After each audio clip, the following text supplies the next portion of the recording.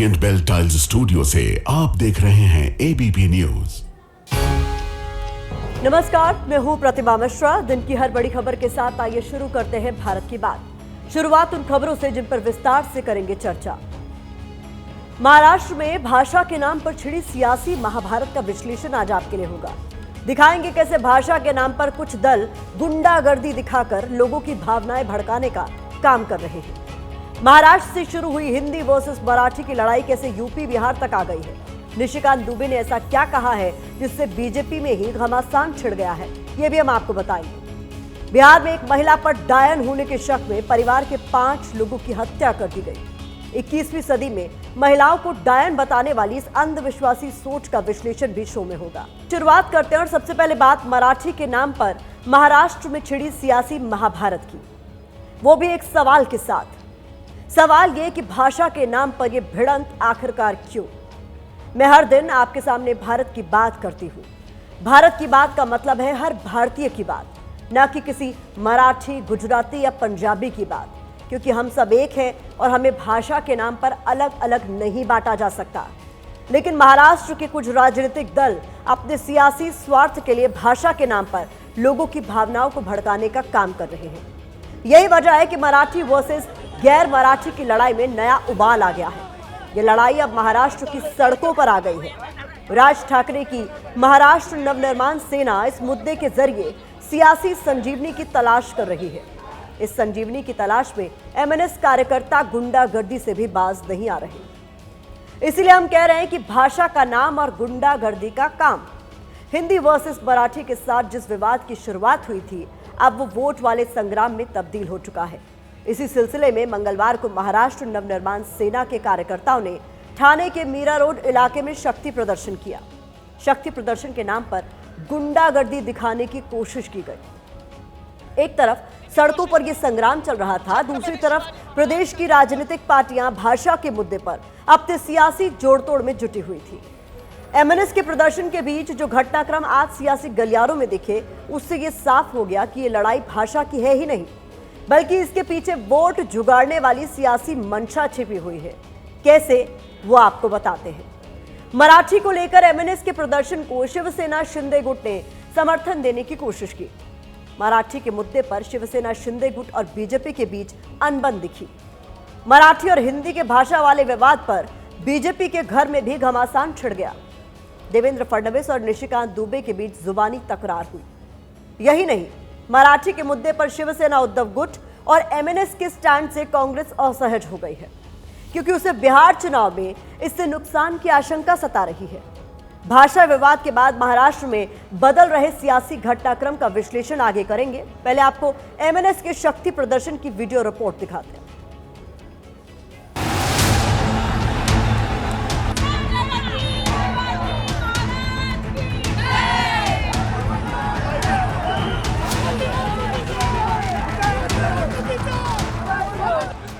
ये महाराष्ट्र नवनिर्माण सेना का प्रदर्शन नहीं है, बल्कि आने वाले दिनों में बीएमसी चुनाव के लिए वोट पाने की रणनीति है।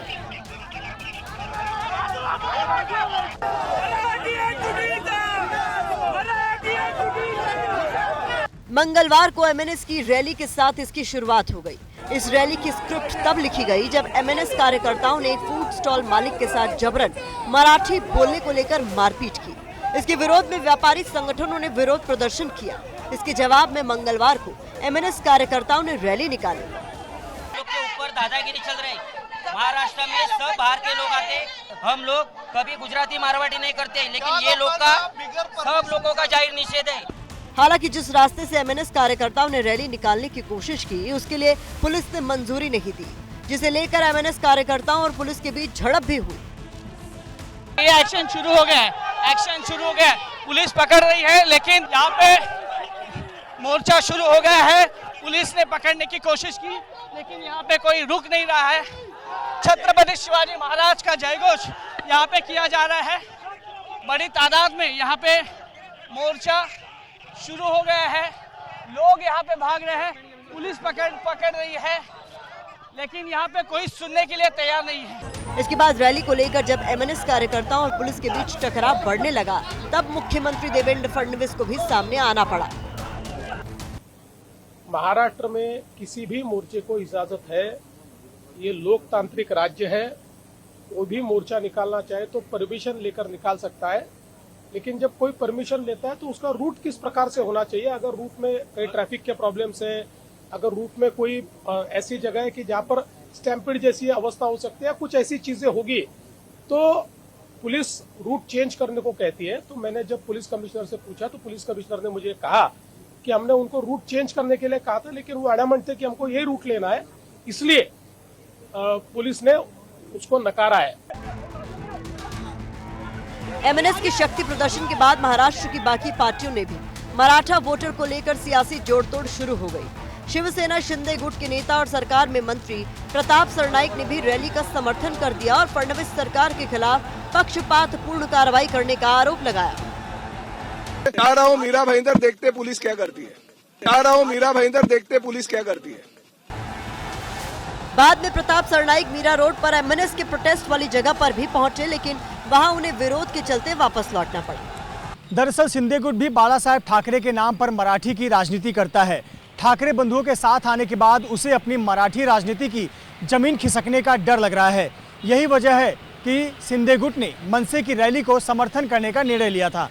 दूसरी तरफ बीजेपी की मुश्किल ये है कि वो ना तो मराठी का विरोध कर सकती है और ना ही हिंदी बोलने वालों के खिलाफ दिख सकती है।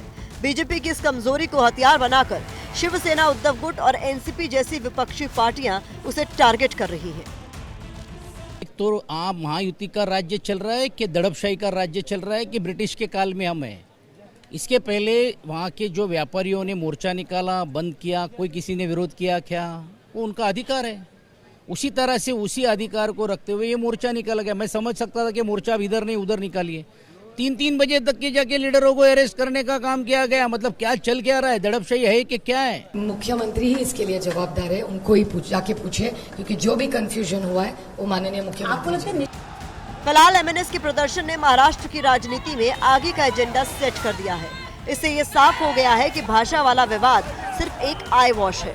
असल लड़ाई बीएमसी चुनाव में वोट पाने की है। यहाँ महाराष्ट्र के राजनीतिक दलों से एक सवाल पूछते हैं। ठीक है, आपका काम राजनीति करना है और वोट पाना है, लेकिन अपनी सियासी मंशा को पूरा करने के लिए भाषा को हथियार क्यों बनाया जा रहा है? भाषा के नाम पर गुंडागर्दी क्यों की जा रही है? क्योंकि मराठी वर्सेस गैर मराठी के नाम पर आप समाज में कैसी नफरत फैला रहे हैं, इसकी एक तस्वीर आपको देखनी चाहिए। आज जब एबीपी न्यूज संवाददाता वैभव परब इस रैली को कवर कर रहे थे, उसी दौरान एमएनएस के कार्यकर्ताओं ने उनके साथ गुंडागर्दी करने की कोशिश की। इन कार्यकर्ताओं की इतनी हैसियत कैसे हो गई कि वो खुलेआम मीडिया कर्मी को हिंदी बोलने पर धमका रहे हैं। पहले आपको वो वीडियो दिखाते हैं, इसके बाद भाषा के चरित्र का चार्ट आपको दिखाएंगे। यानी आज का दिन पूरा टार्गेट रहेगा की मी हिंदी आहे, माझं हिंदीचं काम आहे, तुम्हाला नको सांगूस माझं हिंदीचं काम आहे। ये एमएनएस के कार्यकर्ता की दादागिरी देखो। माझं नाव वैभव परब आहे, मी मराठी, तुम्हाला नको सांगूस माझं काम आहे हिंदीचं आहे। हा तुम्हाला हा बोलो बोलो, ये ऐसे दादागिरी कर रहे हैं। मी बोलू तुझ्याशी बोलू, ऐक बात। हम और आप जैसे कितने लोग होते हैं जो अलग अलग एक से ज्यादा भाषा सीखने की कोशिश करते हैं, लेकिन वो हमारी अपनी मर्जी से होता है। हमारे ऊपर किसी की तरफ से गुंडागर्दी दिखाकर थोपा नहीं जाता। लेकिन महाराष्ट्र में सियासी दल अपनी अपनी राजनीति के हिसाब से लोगों के ऊपर भाषा थोपने की कोशिश कर रहे हैं। इसके बारे में कल भी इसी शो में मैंने आपको बताया था। आज ऐसे ही लोगों के लिए हमने भाषा के चरित्र का चार्ट तैयार किया है। इसे देखने के बाद इन्हें समझ आएगा कि भाषा का मतलब होता क्या है।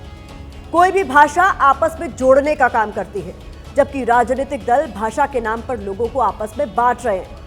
भाषा के मूल में ही संवाद है, यानी संवाद के जरिए समाज को जोड़ना। दूसरी तरफ महाराष्ट्र की सियासी पार्टियां भाषा के नाम पर समाज को बांट रही। भाषा किसी भी व्यक्ति या समाज को आगे ले जाने का काम करती है। दूसरी तरफ महाराष्ट्र में क्या हो रहा है?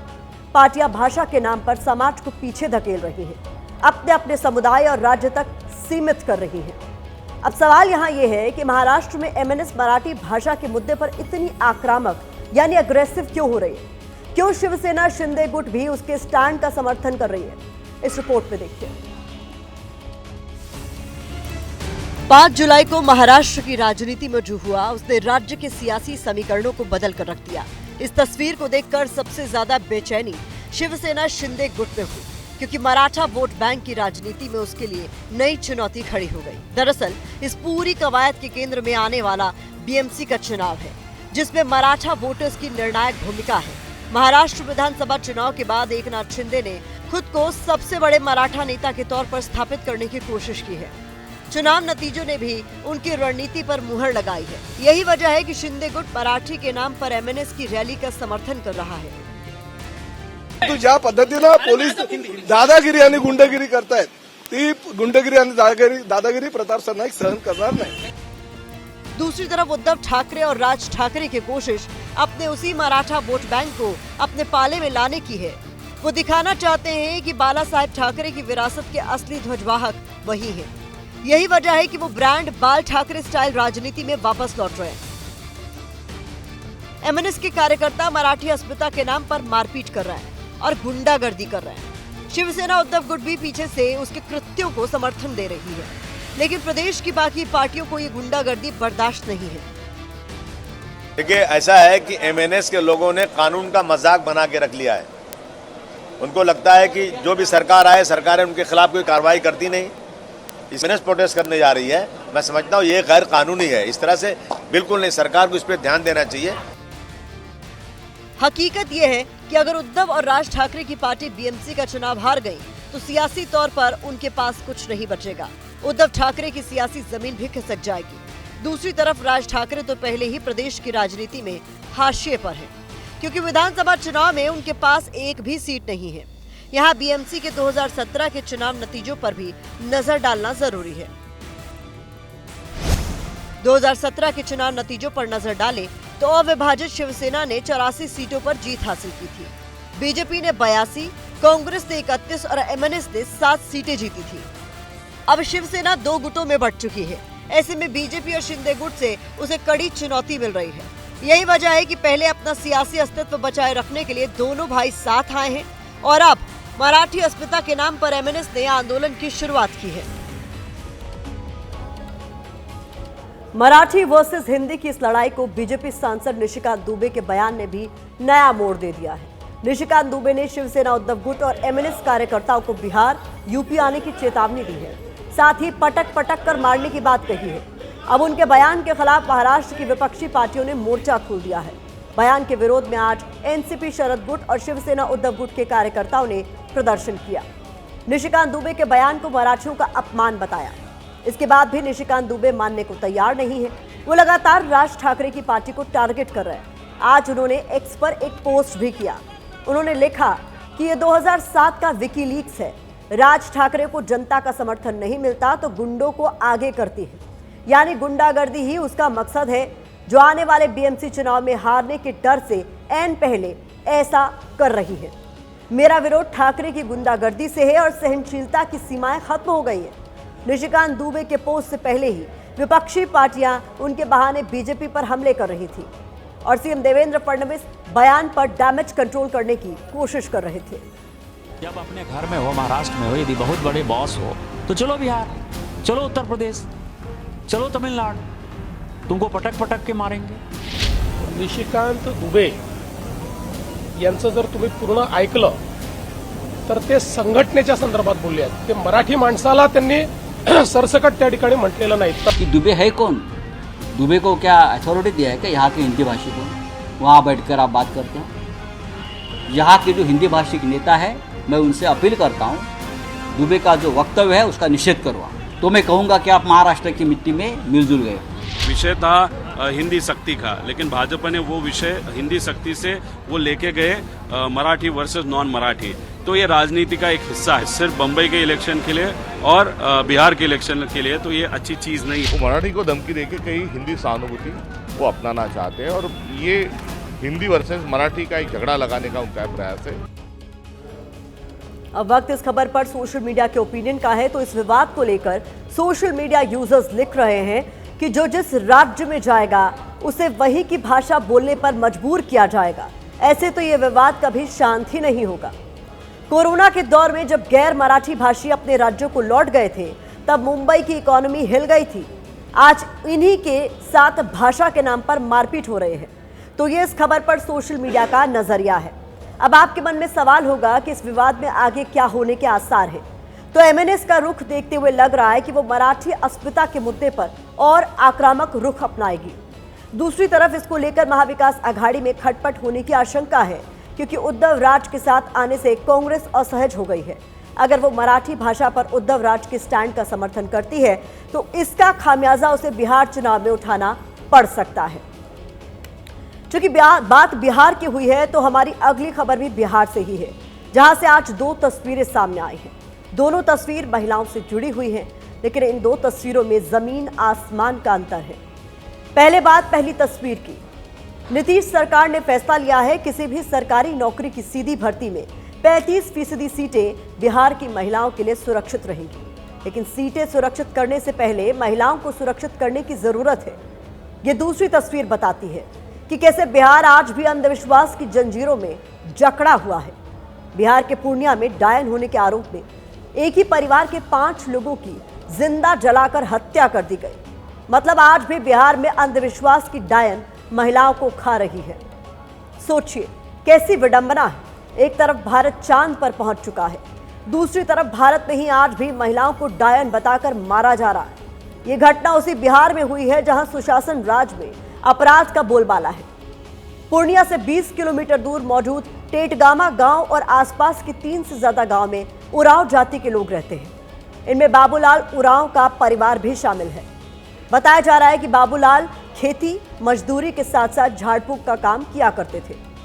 गांव वालों ने बाबूलाल उरांव, उनकी पत्नी सीता देवी, बेटे मनजीत उरांव, बहू रनिया देवी और मां तप्तो की रविवार रात जिंदा जलाकर हत्या कर दी। इस हत्या की वजह जिसने भी सुनी वो हैरान रह गया कि आज 21वीं सदी में भी ऐसा हो सकता है।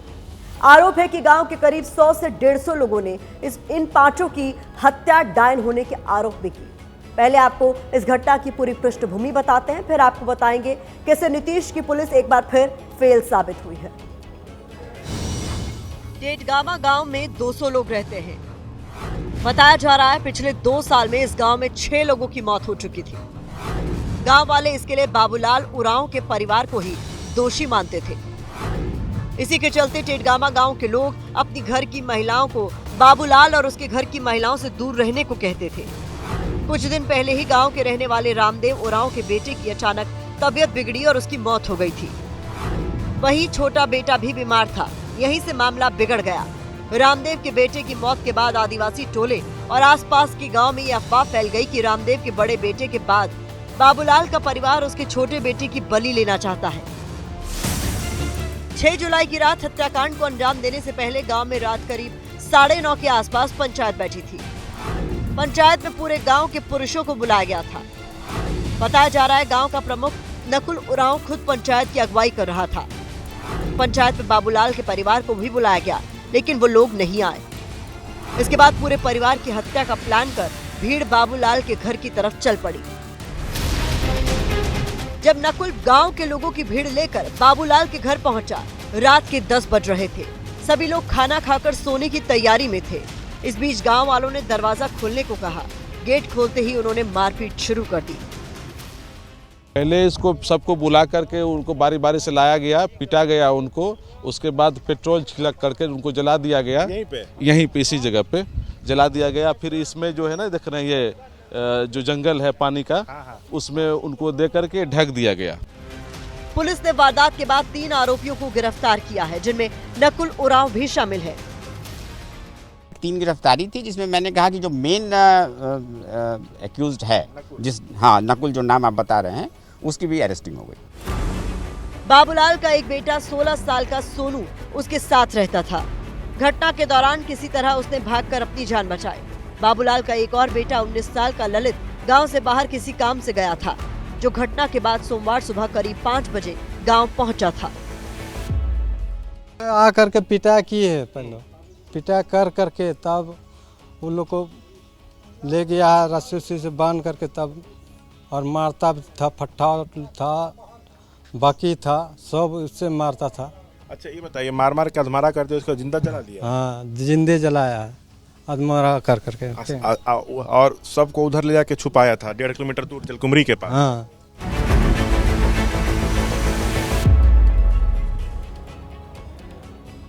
सोचिए, 21वीं सदी में भी लोग अंधविश्वास के विश्वास से बाहर नहीं निकल पा रहे।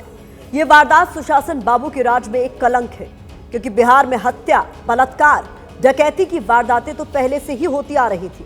अब डायन बताकर एक ही परिवार के 5 लोगों को जिंदा जला दिया गया। यह हाल तब है जब बिहार में डायन प्रथा को रोकने के लिए बिहार डायन प्रथा निवारण अधिनियम 1999 लागू है। यह अधिनियम जादू टोना और डायन के नाम पर महिलाओं को प्रताड़ित करने को अपराध घोषित करता है। इस अधिनियम के तहत किसी महिला को डायन बताना या उसे प्रताड़ित करने पर सजा का प्रावधान है, जिसमें कारावास और जुर्माना शामिल है। बावजूद इसके बिहार में महिलाओं को आज भी डायन बताकर उनकी जान ली जा रही है। 2019 में 15 महिलाओं की जान डायन होने का आरोप लगाकर ली गई थी। 2020 और 2021 में 4 महिलाओं की जान डायन बताकर ली गई। सोचिए, क्या कोई महिला डायन हो सकती है? तो जवाब है बिल्कुल भी नहीं। हम आपको बताते हैं डायन क्या है। डायन है महिलाओं को डायन समझने वाली सोच। डायन है अंधविश्वास में जान लेने वाली सोच। डायन है कानून हाथ में लेने वाली सोच। वैसे यहां आपको यह जानना भी जरूरी है, ये सब उस बिहार में हो रहा है जहां राज्य विधान परिषद में 10 महिला सदस्य हैं, 19 महिला विधायक हैं, 5 सांसद हैं, 1 राज्यसभा सांसद है। इसके बावजूद आज भी बिहार में महिलाओं की हत्या डायन बताकर कर दी जाती है। अंधविश्वास ने लोगों को इस कदर जकड़ लिया है, वो इससे बाहर ही निकल नहीं पा रहे। पूर्णिया से सांसद पप्पू यादव लोगों की डायन वाली इस सोच के लिए बाबाओं और नेताओं को जिम्मेदार बता रहे हैं। ब्लैक मैजिक कर रहे हैं और जादू का आप जादू दिखा रहे हैं।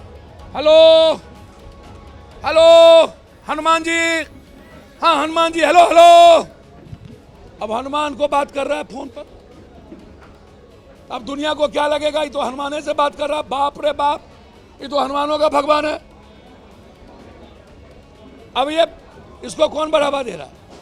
बाबा के मंच पर पीएम, बाबा के मंच पर सीएम। समाज क्या करेगा?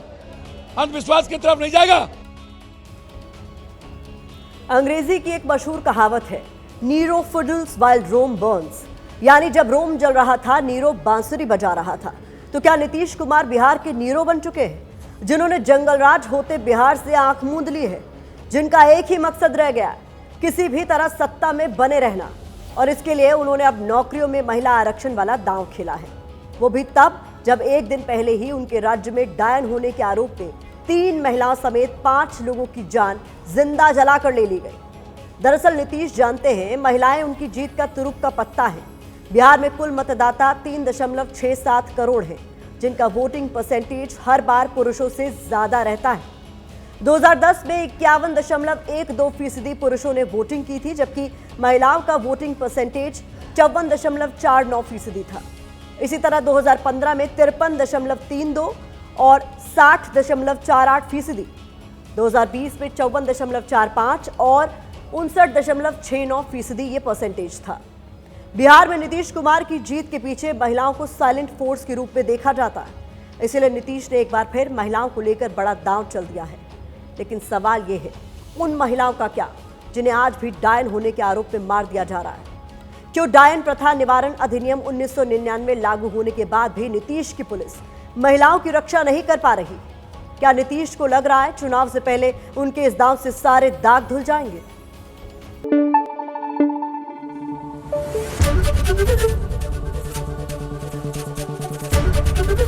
एबीपी न्यूज आपको रखे आगे।